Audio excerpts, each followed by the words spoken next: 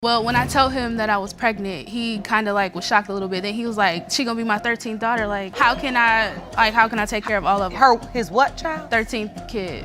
I told her I had 8. When I came back into town, I knock on the door, and the door opened. I see my pajamas. Mr. Ray has on the pajama top. That is not true to me. The gentleman has on the pajama bottom. Your pajamas? My pajamas. I didn't create no drama. I didn't fight. I didn't do anything. I turned around. I tell my cousin, I said, "Come on, let's go." Things kick off wild, setting the stage for chaos. Ms. Toure accuses Mr. Lacey of being an absent dad to their grown son, Trevon. She's determined to prove he's the father and end his excuses. The judge braces for a messy showdown. Buckle up, the drama is just getting started. Ms. Toure, you are in court to prove to your ex-boyfriend, Mr. Lacey, that he is the biological father of your adult son, Trevon Lacey. You state that the defendant has been an absentee father full of excuses, and you want it all to end today in court with the truth. Yes, Your Honor. And here comes the birth certificate bombshell. Ms. Toure flashes it like proof of gold, showing Mr. Lacey's name as the dad. He denies signing it, claiming he was in jail when Trevon was born. The he said, she said clash gets intense, with receipts flying everywhere. Don't blink, it's heating up fast. Your Honor, I could not have signed the birth certificate. I was not, I was incarcerated at the time Trayvon was born. Thank you.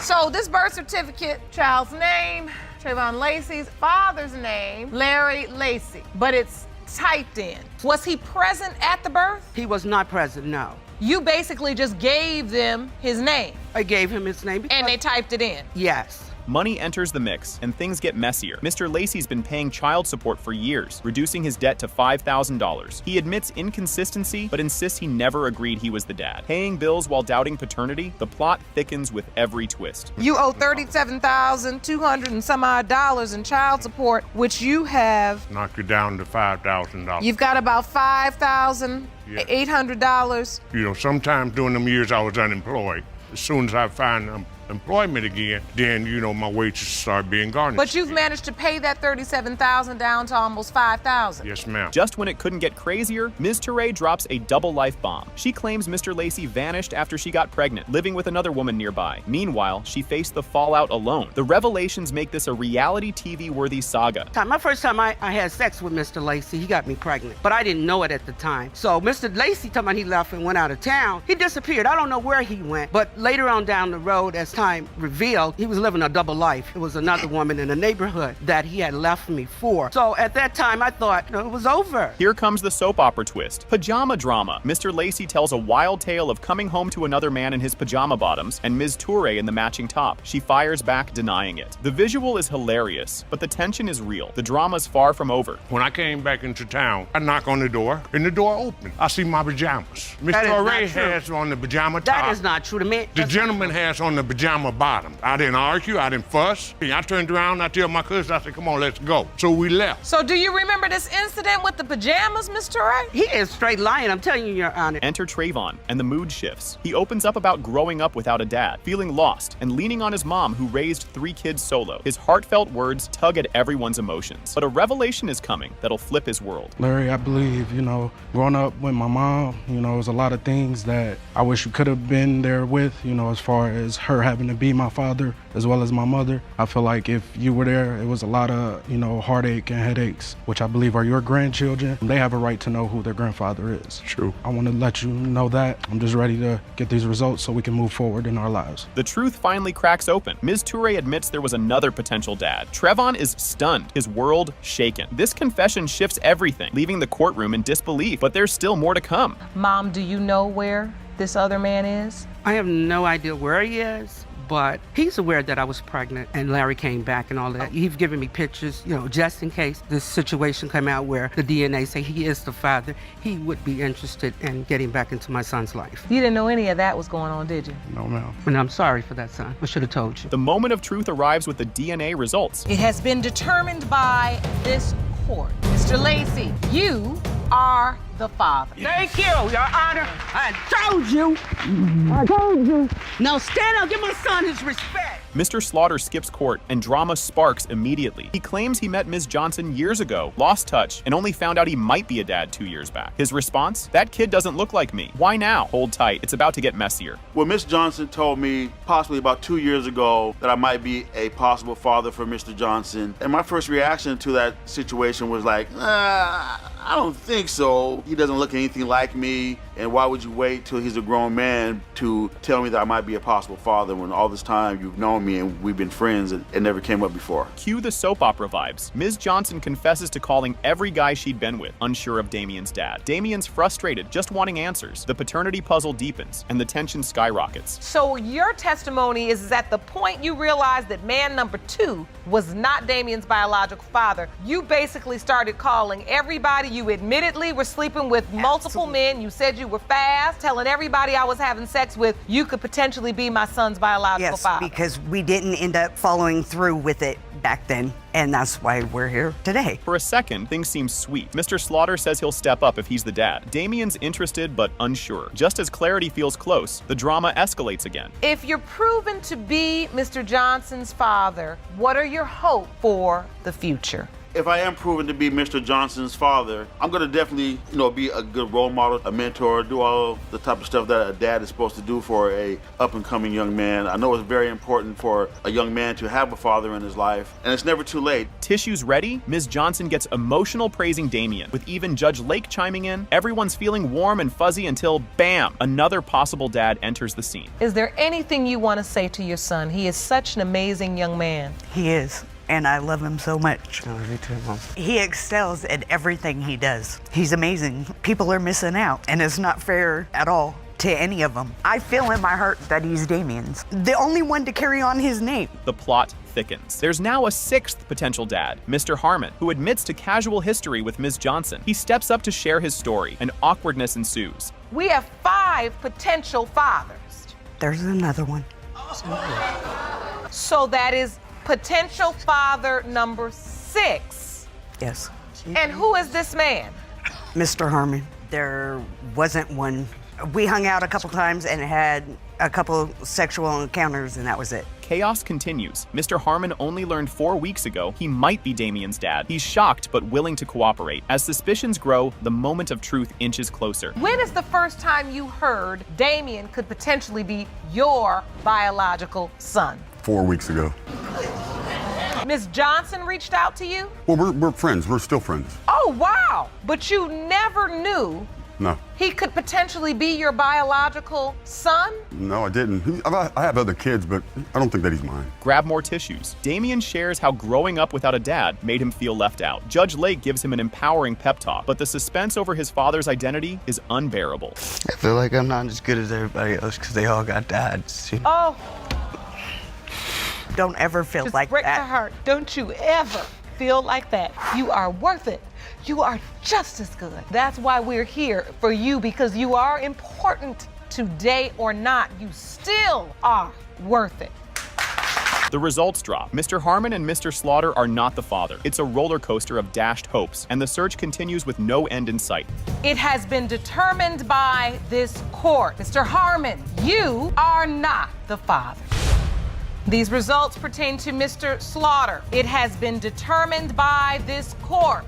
Mr. Slaughter is not the father. Mr. Henley is also ruled out. Ms. Johnson is convinced it's Mr. Ellerson, and a DNA test with his mom is next. The suspense is suffocating. 22-year-old Damien Johnson. It has been determined by this court. Mr. Henley, you are not the father. Heartbreak hits hard. It has been determined by this court. The percentage of relatedness between Miss Lethea Murray and Damien Johnson is 0.00%. You are not related.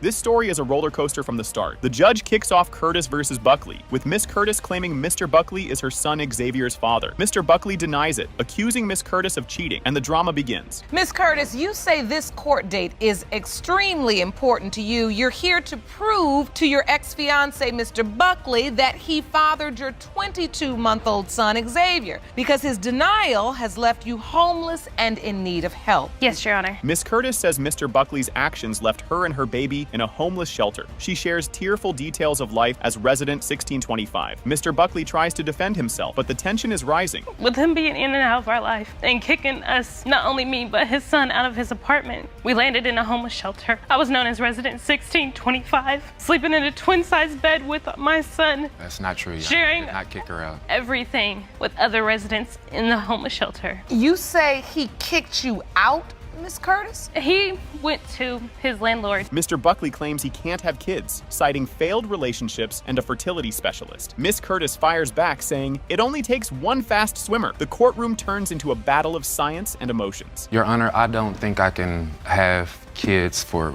multiple reasons. It only takes one fast swimmer. I was in a relationship before and we tried to conceive a child. We went to fertility specialists and we were on medicine and kept up with ovulation dates and the whole nine. And as soon as we separated, she ended up having 2 other children. Miss Curtis recalls her 13-hour labor and emergency C-section with Mr. Buckley by her side. She says seeing him crying in the nursery made her fall in love again. But Mr. Buckley's doubts linger. I was in labor for 13 and a half hours. Mr. Buckley was with me for the whole 13 and a half hours. I have pictures of him at the hospital. I ended up having to have an emergency C-section because little Xavier's oxygen level dropped and he was in distress. And when I woke up and they wheeled me by the nursery to see him, Mr. Buckley was standing there with tears running down his face. That was the moment that I fell in love with Mr. Buckley. A witness claims Miss Curtis's house had frequent male visitors, complete with a diagram of her view. Miss Curtis insists they were friends and says one was learning English. The drama escalates. She done came and confided in me and told me about the other guys. What exactly could you see from your door to hers? I could see men coming out of this door. And How? Her When I don't even use that door. And her running up to the Africans up at the other apartments up top. The Africans I was teaching English to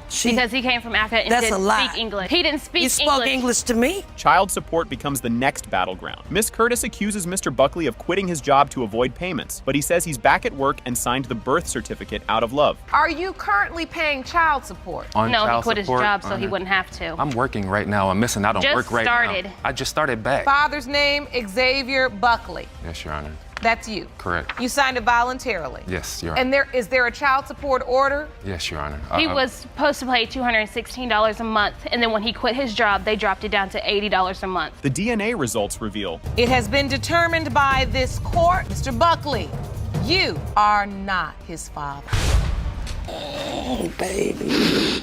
Oh boy, things kick off wild. Ms. Short and her mom storm in, accusing Mr. Johnson of denying he's the dad of baby Jabari. She's juggling school and parenting and wants him to step up, while Mr. Johnson's like, let's see the DNA first. Trust me, it only gets crazier from here. Ms. Short, you and your mother opened your case today because your first love, the defendant, denies he fathered your 21-month-old son, Jabari. You are a single teenage mother who needs help, and you demand Mr. Johnson step up and be a father. This part's emotional, but a roller coaster. Ms. Short shares how tough it is being a single mom and needing a father figure for Jabari. Her mom chimes in, wanting the truth, but instead of answers, things get way messier. And my son, as a boy, need a father figure, and I need extra help, like while I'm in school. She just need to know, is he the father? So he can step up and do the right thing, hopefully. You know, we can't make him, but we need to know, because I did stop him from coming over because I didn't want no feelings to get involved. It's pure soap opera. They met on Facebook, fell in love, and he was her first everything. Then drama strikes. She caught him with another girl, moved on quickly, and slept with both guys within days. Now the timeline's a math problem. It was on Facebook. We used to text. He was my first kiss, first everything. Me and Mr. Johnson had sex April 23rd. I seen him on Facebook with another female, and I was like, he just left me.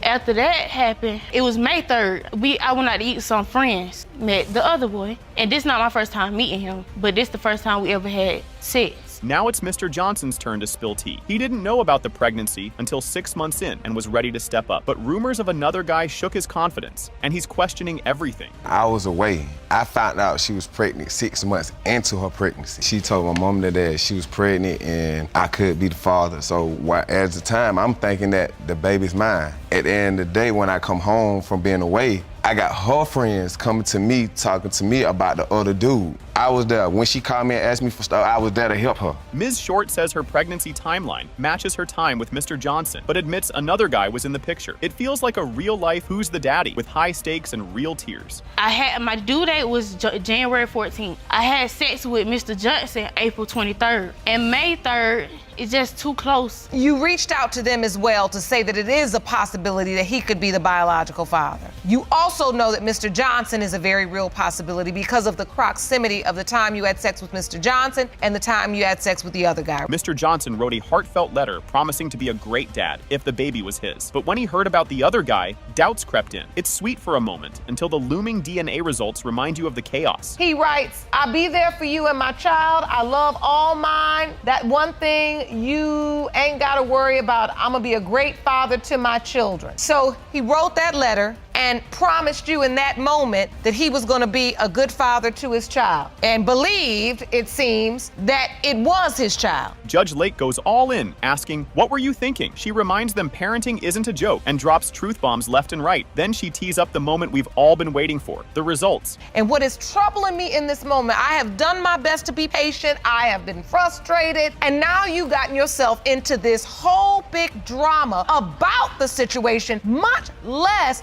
be prepared to take care of a living child, this beautiful little boy, and this is babies having babies, and this has got to stop.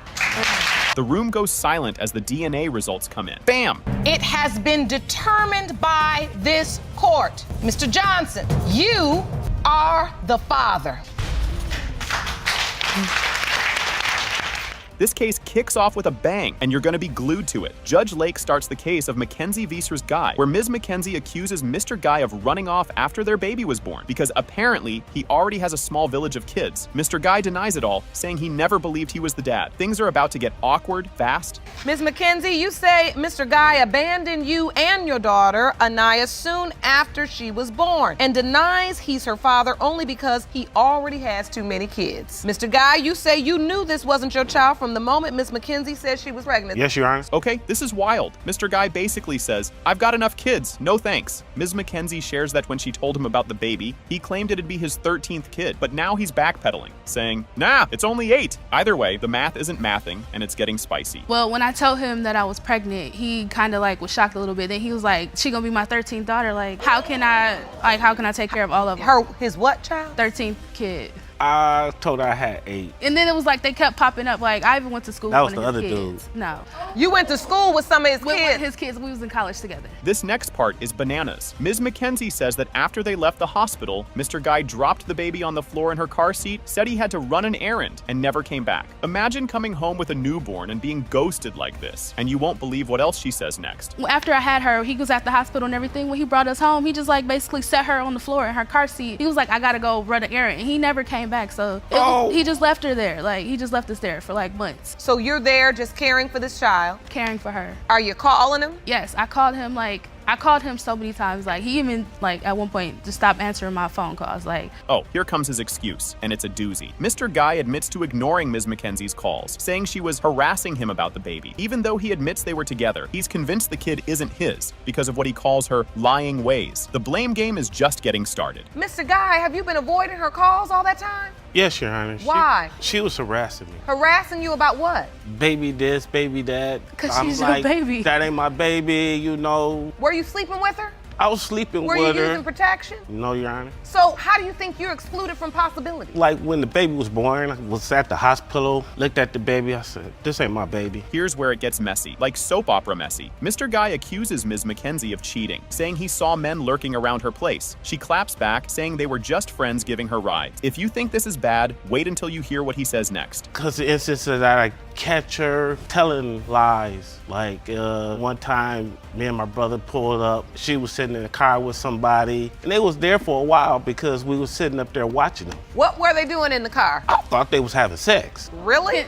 That night that he's talking about, I called him and he told me to come over to his house. When I got there, he was not there. Enter Ms. Mackenzie's mom, and she's not holding back. She says Mr. Guy wasn't just a deadbeat. He was out clubbing while ignoring his kid. She even claims he'd disappear for days at a time. If you thought it couldn't get worse for him, buckle up, it's about to. I'm really upset at Mr. Guy because he denying my granddaughter. She really don't even know who he is. And I did live with them for a while, and he goes to the club. He might not even come in for 2 or 3 days. He says I stress him because I feel like if we're adults and we live together, we're trying to build a family, you should be doing your part as much as I'm doing my part. If we're a unit, we're a unit. This part is a little ridiculous. Mr. Guy literally brings a school schedule as evidence. He's convinced Ms. McKenzie wasn't taking classes because the schedule ends at 5 p.m., but she'd come home at midnight. Ms. McKenzie fires back, explaining her packed days with school, work, and raising her kid. But let's be real, this Exhibit A feels more like Exhibit LOL. As you see right here, Your Honor, 7:45, this is the actual schedule they be having.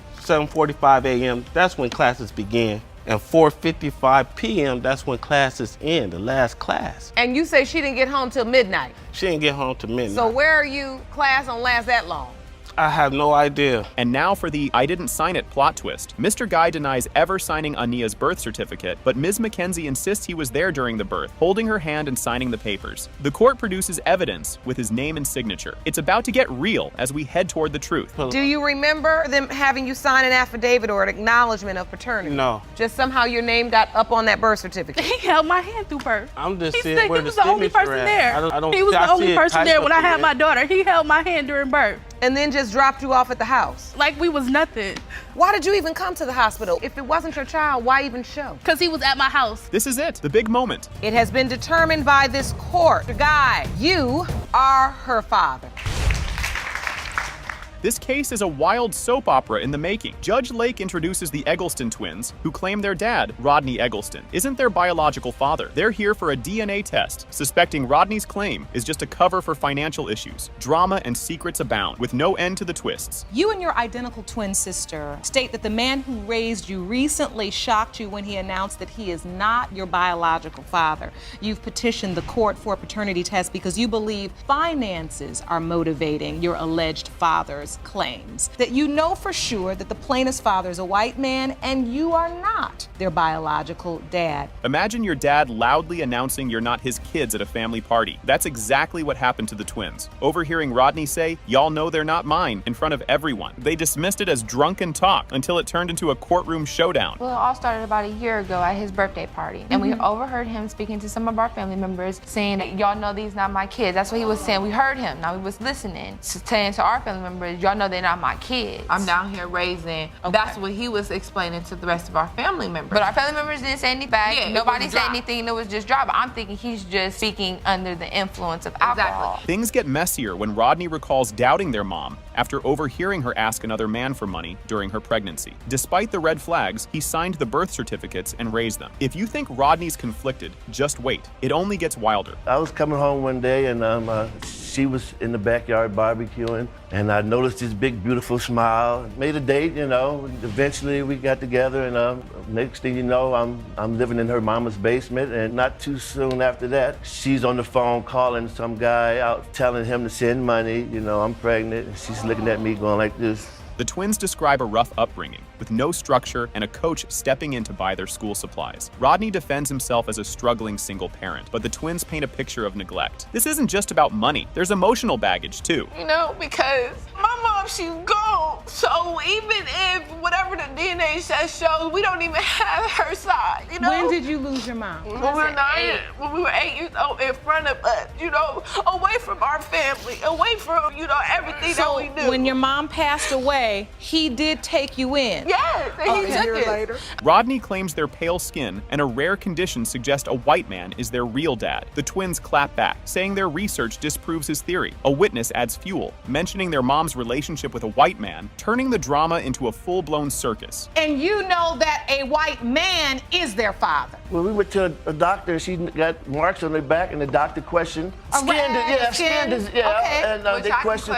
First thing she come out, the doctor, "Dad, are you sure y'all got the wrong babies? You know, you didn't get the wrong babies?" I said, "Okay, here we go again." You know, so I'm not the biological dad, okay? Grandma Eggleston delivers a scathing video message, blaming Rodney for doubting the twins after raising them. Her words hit hard, and the twins share their pain over their mom's absence. Just when you think it can't get more emotional, the biggest twist is revealed. Rodney said he's not the father. After 18 years, he should have said this from the very beginning when the first month when Sophia died. That's what he should have said when the twins were born. And I don't want Rodney to tell me ever again that he's not the father.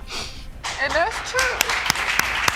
The twins expressed their desire for Rodney to be their dad. Despite everything, they discovered his secret journal, revealing years of doubt and pain. As DNA results loom, everyone hopes for closure, but tension runs high. What you want going forward? You know, I have always had that daddy's little girl mentality. Yeah. You know, coming from my point of view, I want him to be the dad, you know, because, you know, I'm always gonna cover from him, you know, but at the same time. And that's the thing, has that over her. Yeah. Mr. Eggleston, you are their father.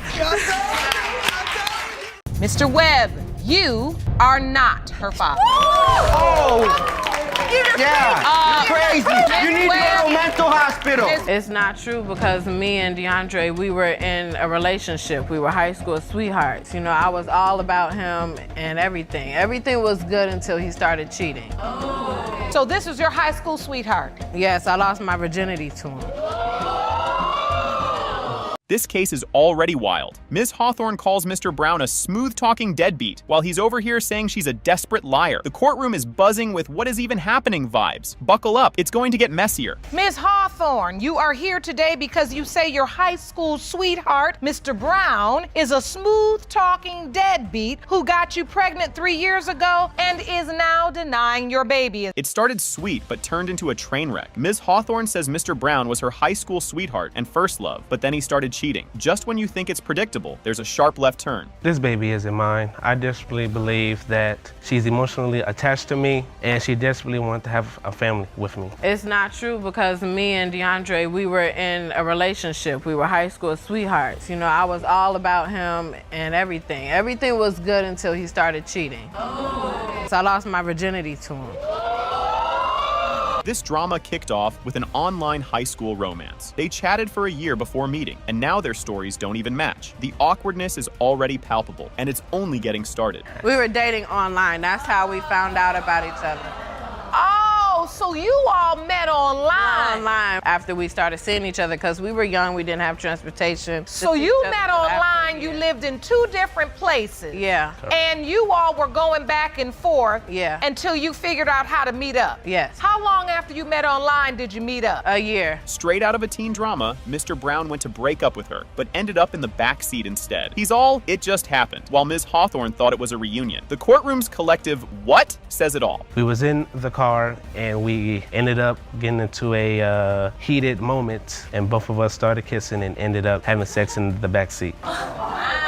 We were talking about getting back together, Your Honor. You told her this is the last time you're gonna see each other. And you said he was trying to figure out how to fix the relationship. Yes, that's what we So you have talked sex about. in the back of this car? Yes. Ms. Hawthorne waited a day to tell Mr. Brown about Chase's birth, claiming they weren't on good terms. Judge Lake is like, Dad still deserves to know. Cue the frustration for everyone watching. When Chase was Yes. born, do you notify Mr. Brown? No. We were not on, like, good speaking terms at the moment. But this is the father of your child. Yes. So speaking terms or not, didn't he deserve to know that the child was about to come into the world? I notified DeAndre September 24th, so a day right after. Your Honor, how if the baby is That don't born? make no kind of sense. Ms. Hawthorne's mom comes in strong, accusing Mr. Brown of neglect. She lists all the ways she supported Chase, while Mr. Brown's been absent. Just when it seems she's said it all, the plot thickens. Definitely, I believe that he has said it on texts that he has sent, all kinds of proof. He looked just like him. I mean, how can you deny that beautiful baby? I mean, he's gorgeous. To say, no, this is not my child, is ridiculous. And he's never been there for him. I'm one person can say he's never been there because I do everything for him. I buy his food, I get his milk. I am the father. The texts are the gotcha moment. Mr. Brown's messages about helping and calling Chase my son make him look guilty. He's backpedaling hard, but things are about to escalate. You write to him and say, I'm afraid that Chase at this point will not have the Christmas he deserves. Make things right with your son because he didn't ask to be born. He will have a good Christmas, no worries. I'll just start checking periodically on what he needs and deliver it to him. I'm trying my best here. You think I'm happy about not being able to get him gifts on Christmas? I'm not. It hurts me. The big reveal.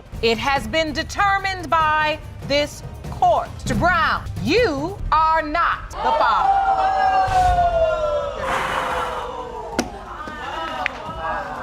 This starts wild, and you're not ready. Judge Lake introduces Hannon vs. Dorsey. Phelan Hannon's figuring out if David Dorsey is her dad after her mom dropped this bombshell before she passed. This is messy, and trust me, it gets messier. Ms. Hannon, you grew up believing one man was your father until the age of 13 when he said, "I am not your daddy." Yes, ma'am. Your mother then told you on her deathbed that another man, the defendant David Dorsey, is your biological father. If you thought your life was dramatic, think again. At 13, Phelan's dad said, "Not my problem, kid," when she asked him to a daddy-daughter dance. Processing that as a teen? Rough. And it's about to get even crazier. Well, I believe David Dorsey is my biological father, but I grew up with my grandparents and my mom. Like you said, I was known for a man named Kimball to be my dad. I called him one day for the daddy-daughter dance. Instead of his response being, "Yes, I'll be there," it was, "Your mother's still lying to you, not your dad. You need to go find your real dad." How cruel. This feels like a movie, but it's real life. On her deathbed, Phelan's mom confessed David Dorsey was her real dad. She admitted she picked the wrong guy. Imagine hearing that before your mom's final moments. David's reaction? Just wait. My mom, we would have our heart-to-hearts, you know, when she got sick, 'cause she was sick my whole entire life. She would talk about David. On her deathbed, she told me, "I thought I picked the right one for you, but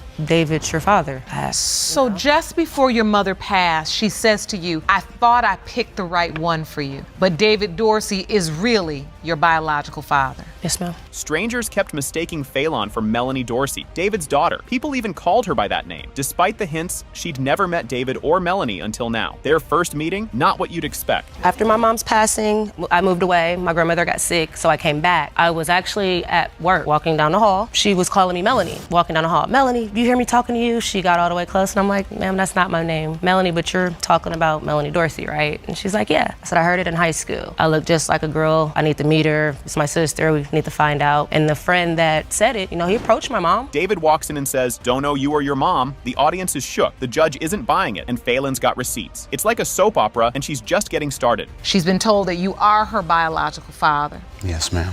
You walked through the doors, you walked right past her, no hug. You didn't even really look at her, acknowledge her. I acknowledged her. I looked at her. You don't believe you're her biological father? Not really, because I don't remember her mother at all. You don't know her mother? No. David's denial is relentless, but Phelan's godmother spills all the tea. She saw David with Phelan's mom back in the day. David denies everything, but the tension is real. Then his daughter enters the scene. Me and Phelan's mother, Veronica, we work together.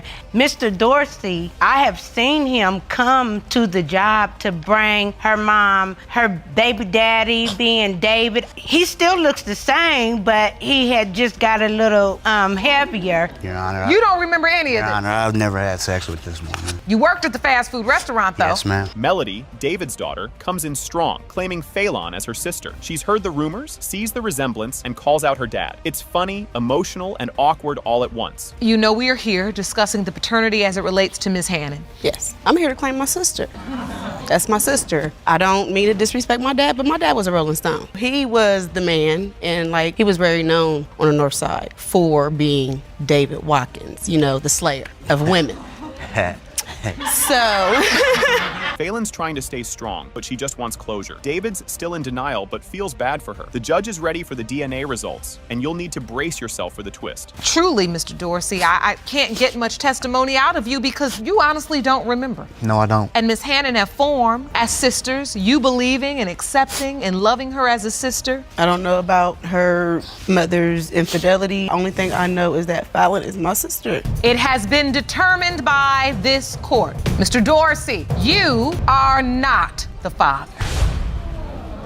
The case of Webb versus. Cole kicks off with Judge Lake, trying to figure out if Mr. Webb is the dad of Ms. Cole's 6-month-old daughter, Majestic. Mr. Webb swears up and down that he's never even been intimate with Ms. Cole. Meanwhile, Ms. Cole is super confident he's the dad and accuses him of lying to protect his relationship. Mr. Webb, you and your girlfriend say there's no chance whatsoever that you fathered the defendant's 6-month-old daughter, Majestic. You say your evidence will shock this courtroom. Cole, you and your mother say you're 100% certain that Mr. Webb is your child's biological father and say the only reason he's denying your baby is to save his relationship with the woman he's been with past 3 years. Ms. Cole says she got pregnant with Majestic on April 11th after sleeping with Mr. Webb. But Mr. Webb fires back, saying they've never been intimate and calling her a liar. The courtroom gets loud as Ms. Cole doubles down and Mr. Webb calls her crazy. I know for a fact the dates line up, and I know he stayed with me for 2 months, and he slept in my bed with me for 1 night, and we had sex April 11th. We never had sex or anything. We were just friends. We would chill out. That was it. I never stayed in her bedroom. I stayed out on the couch. That's a lie. And on top of that, I was only there for a week and a week and a half. Ms. Cole says Mr. Webb stayed at her house for over a week, and during that time, they were, well, more than just friends. She claims her family took care of him the whole time, but Mr. Webb denies it all, saying he was just crashing on the couch. His girlfriend backs him up, and the courtroom is now a mix of yelling, arguing, and side-eyeing. I wasn't living there. We were hanging out for a week and a half. Right. And on top of that, April 18th, I had moved back to Detroit. How was I there for 3 months? She had knew about it. We were friends. She trusts me. She knows I'm not like that. I've known him for 7 years and he is not like that at all. And you called me, and you called me with his friend telling me that he was there for 3 weeks and you guys were having sex and blah, blah, blah. At first, I did believe that. He shows texts from Ms. Cole where she admits there's another guy who could be Majestic's dad. But she also says the timing makes Mr. Webb the most likely choice. Mr. Webb isn't having it though, calling her messages proof that she's unsure and just making stuff up. This is how this went, the first message. She messaged me saying, hey, I got an ultrasound. I said, okay, can we leave it at that, Tasha? It's not my baby. I'm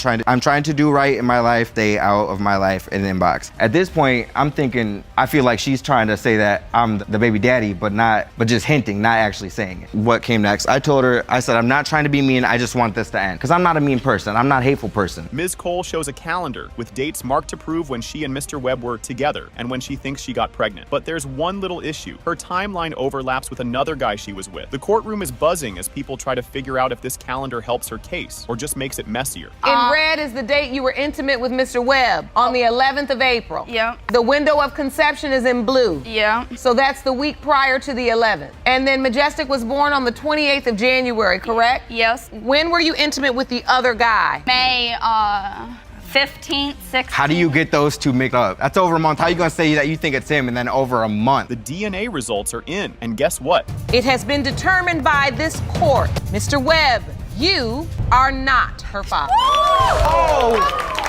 Yeah, you're crazy. You need to go to a mental hospital. This case starts wild and gets wilder. Judge Lake introduces Capples versus Harris, where Miss Capples claims Mr. Harris is her 15-month-old son, Jason's dad. Mr. Harris, supported by his girlfriend, denies it and says, let me live my life. Buckle up, it's about to get messier. You say you are 100% certain that the defendant is your 15-month-old son, Jason's biological father, and today he's going to put his name on the dotted line right in front of his girlfriend. You and your girlfriend say there is no way you are Jay's father, and once the results are revealed, you want the plaintiff to leave you alone. Miss Capples admits they weren't a couple, just hooking up after meeting on Facebook. She even made him her man crush Monday, which is awkward now. No love story here, just a messy timeline bombshell waiting to drop. Me and Mr. Harris started talking. We used to go to high school together. We're Facebook friends. Mr. Harris, I made him my man crush Monday. He's a good guy,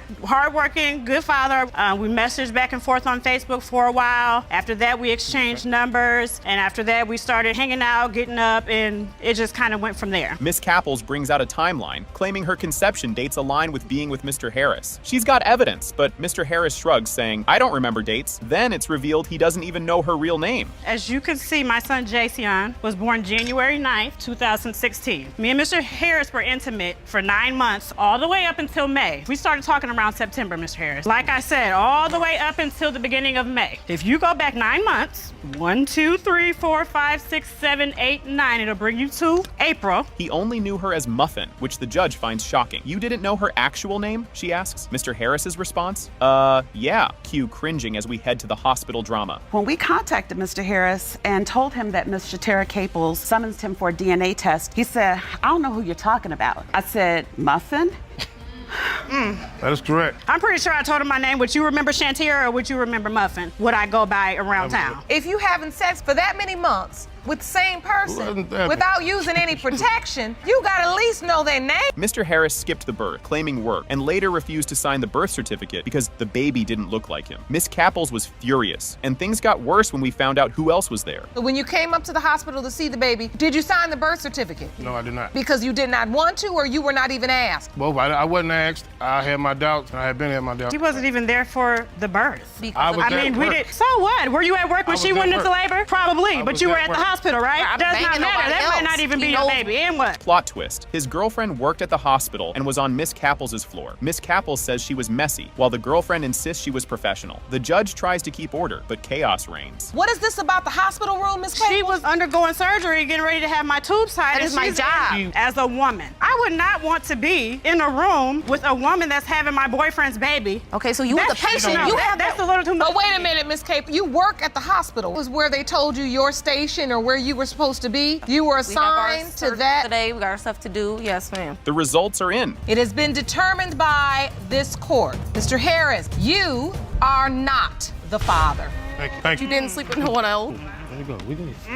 This case kicks off wild right away. Ms. Hummel claims Mr. Pack is the dad of her 8-month-old baby, Lola, but he denies it, blaming his girlfriend, Ms. Fuentas. Determined to prove him wrong, Ms. Hummel insists on a DNA test. Meanwhile, Mr. Pack and Ms. Fuentas just want her out of their lives. Buckle up, because this is only the beginning of the chaos. You claim you were caught in a love triangle with the defendant and his current girlfriend, which has left him denying he fathered your 8-month-old daughter, Lola, for a DNA test to prove that he is her biological father. You and your current girlfriend 100% certain you are not Lola's biological father, and when the results prove it, you want Miss Hummel out of your life for good. Hold on to your seats as the court delves into Ms. Fuentes' history. Turns out she's been involved with multiple men from the same family, and she's not denying a thing. The drama intensifies as secrets spill and accusations fly, setting the stage for even more chaos. She has been known to sleep around while in relationships. Well, Miss Fuentes, we hate to bring up the past, but you've appeared in this court. I have. Before. Yep. You've been in this courtroom in this particular hearing. You pretty much admitted to the fact that you had had sex with several members of the same family. Yes. Ms. Fuentes admits to sleeping with her ex during the crucial time frame her baby Anthony might have been conceived. With no protection involved, the courtroom buzzes with disbelief. The paternity mystery deepens, and tensions rise as everyone scrambles to make sense of the messy timeline. Well, the way I feel about it is if you've seen my other 2 kids, they look identical. The one with the man that I slept with, my ex. This baby looks nothing like them. He looks like him. I wish we could go on looks, but we can't in this courtroom. And the truth is, regardless of what you think, it still doesn't mean anything, because the truth is Mr. Pack just stated in court that he is concerned. Yes, Your Honor. Ms. Hummel reveals that she and Mr. Pack had been on and off since 2015. When she got pregnant, they broke up because he wouldn't get a job, only for him to move in with Ms. Fuentes 2 days later. She's left pregnant and confused while they argue over who was sleeping where and when. Your Honor, there is also another 2 guys in the beginning of the relationship before I came that lived in the vicinity where she lived at. That is wrong. I dated one guy and we had broke up in December and we got back together in January. That is wrong, because during January to March, we did not have no sexual at all. And the baby is born in November, so that time does not add up. We were together. Mr. Pack pulls out a calendar to argue he wasn't with Ms. Hummel during Lola's conception, but she counters, saying he was at her house almost every night. Stories clash, confusion reigns, and the crowd eats up the drama. All eyes are now on the DNA test results to settle the dispute. He submitted a calendar to the court that outlines why he believes he is not Lola's biological father. So, Mr. Pack, you say that during January, February, and March, you were broken up with Miss Hummel. You had no sex with her. Yes, Your Honor. It has been determined by this court. Mr. Pack, you are the father. I told This case starts wild. A guy named Mr. Jenkins shows up, claiming he's Andrea Bond's long-lost dad. He says he's been looking for her for 24 years, but Andrea's not buying it. Her birth certificate doesn't even list a dad, so she's ready to shut this down. Mr. Jenkins, you reached out to the court to open a case. You believe that you have a long-lost daughter and hope to one day find her to prove you are her father. So we've located the woman you believe is your daughter, and she's here in court today. Andrea's story is heartbreaking. Her parents died in a car accident in 1999, leaving her to be raised by relatives. Now she's homeless and raising 2 boys, and the struggle is real. The room shifts big time, and her pain is clear, setting up an emotional case. He died in a car accident in 1999 with my mother, and I believe that that was my father. You don't have any information? No information. No one's ever told you anything? No one's ever told me anything. And Mr. Jenkins, Yes. you have known about this young woman all her life. I've been looking for her over 24 years, Your Honor. Me and her mother was in college together, and I'm telling you, she was banging. I mean... Mr. Jenkins brings out an old ultrasound picture, claiming he was super involved during Andrea's mom's pregnancy. He says he's kept it for 24 years, which is sweet but intense. The court's reactions are split between awe and, wait, is this real? It's an ultrasound picture that I used to go to the hospital with her. So when you found out she was pregnant, I was excited. I said, I got my first child. I got a girl. You know, I was just blown away. So this is an ultrasound picture of Miss Bond? Yes. That you've saved all these years? Over 24 years, I've been saving that picture right there. Mr. Jenkins' efforts Andrea isn't holding back, asking why he didn't show up sooner if he cared so much. She questions how hard he actually tried to find her. The tension skyrockets, and Mr. Jenkins struggles to explain. I used to go over one of your family members' house. I used to come over there every Christmas. I used to go there. It kept me out on the porch. I knocked on doors. I'd like to submit one more thing to the court. I have a Facebook page. If you went for social media, you could have found me. I did everything I could do. I've been looking for you over 24 years. That's one of your numbers that I had contacted. Mr. Jenkins says Andrea's family blocked him out after her mom died. He claims he left his number and kept trying, but Andrea isn't buying it. The truth feels blurry, and the court's on edge. I lost contact, like I told you, after people got in her head, took her away from me. I went by there and left my phone number, and Xavier called me. I was excited. I could get my girl, I could see my baby now. I said, well, where are you? You should have saw me regardless of whether or not she was in another relationship. You shouldn't have let anything get in between you being with her or you seeing me, being around me, raising me. Mr. Jenkins reveals he's worried about dying without a will after watching Prince's situation. He says he wants to leave everything to Andrea, so he doubled down on finding her. It's a heartfelt moment, but all eyes are on the DNA results. Not just a while back, you know, music artist Prince had died. He didn't have any estate and nothing to leave any of his stuff to. So the things that I have or the things that I accomplished in life, I like to leave them to my daughter. And you look at him. Do you see yourself at all? Do you say, I kind of feel like I look like him? I look more like him to me, in my opinion. The big reveal. It has been determined by this court. Mr. Jenkins, you are her father.